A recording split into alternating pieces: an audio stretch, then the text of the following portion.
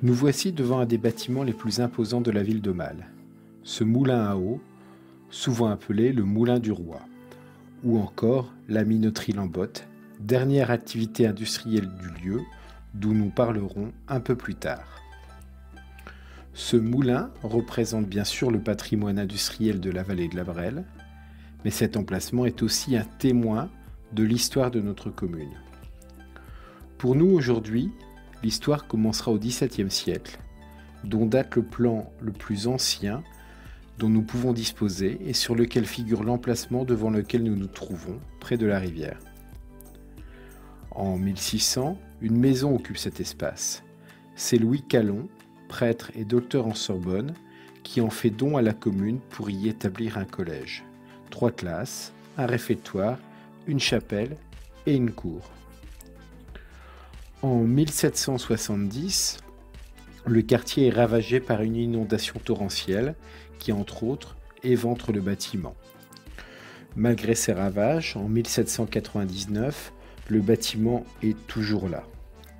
Mais la Révolution interrompt sa vocation, puisque la ville décide, en 1818, de transférer le collège dans la partie haute de la ville, à l'emplacement de l'ancien couvent des pénitents, c'est-à-dire à l'emplacement actuel de la chapelle dite de l'ancien CSP, près de la salle des fêtes.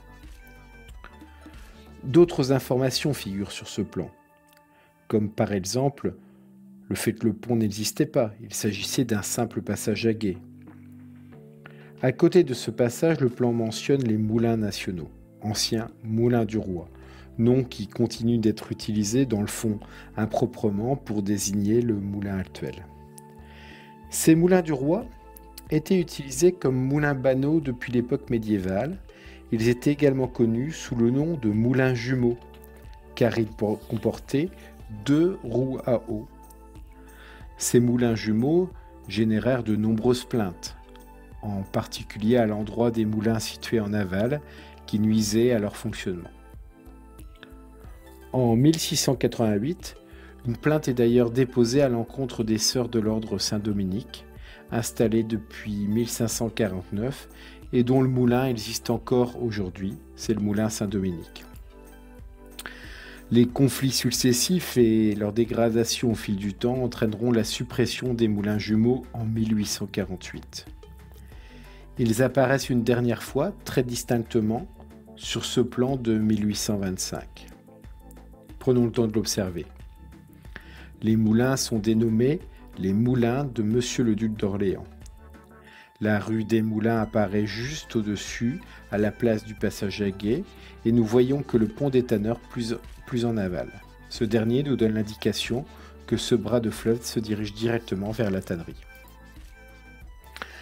L'époque industrielle de ce lieu commence en 1867, date à laquelle la compagnie Balaguéry et compagnie, basée à Paris, rachète le terrain à l'État français, puis fait édifier peu après les principaux bâtiments formant l'usine actuelle, en lieu et place des anciens bâtiments du collège.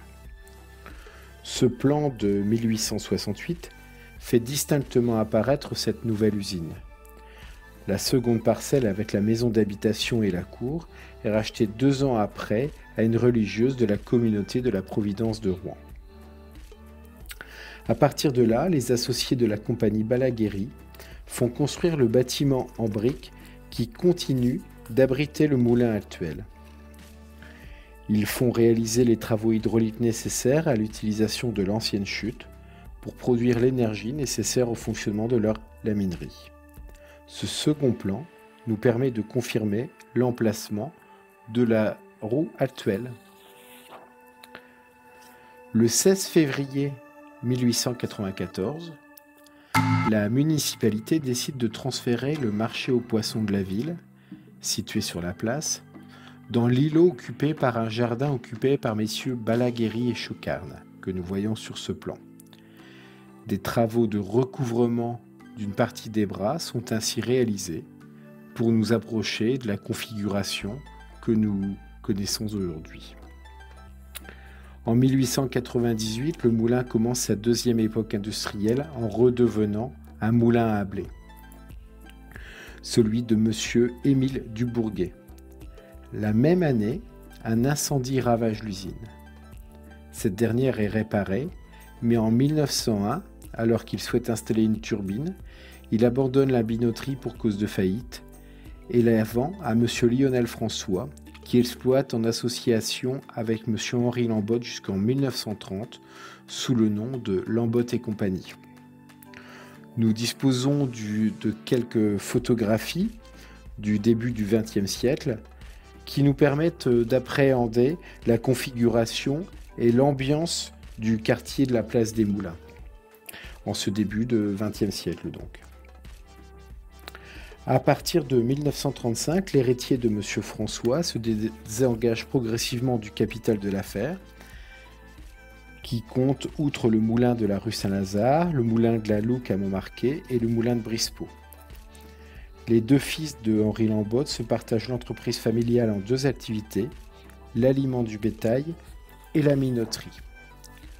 Le contingent de mouture de cette activité est vendu en novembre 1972, qui marque la cessation définitive d'activité de la dernière minoterie à Aumale et qui reste un bâtiment du patrimoine industriel remarquable.